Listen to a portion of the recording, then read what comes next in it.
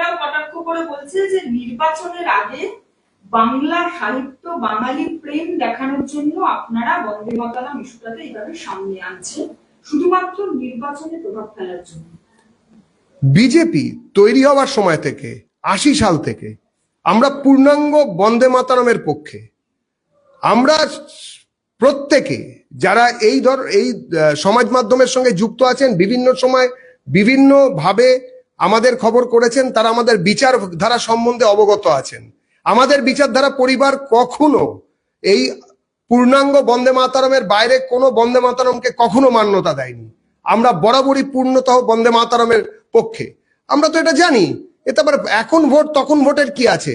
সারা বছর ধরে শুধু এপাং ওপাং ঝপাং মুখস্থ করলে হবে? মাঝে মাঝে তো একটু একটু বন্দে মাতরম গাইতে টাইতে হবে, পুরোটা গাইতে হবে, বলতে হবে দশ প্রণন ধারিণীম রিপুদল বাড়িনিম নমামি তোয়াম বলতে হবে।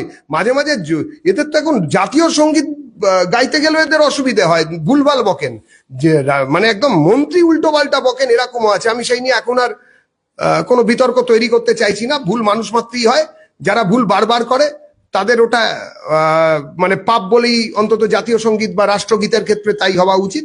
বাকি ছেড়ে রাখুন। খুব কঠিন, মানে সরস্বতী পুজোর মন্ত্র আমরা যা শুনেছি, কুচো সুতো না কি সব, এবারে সত্যি তো এত বড় বন্দে মাতরম আবার এখন যদি মুখস্থ করতে একটু তো অসুবিধা হবেই।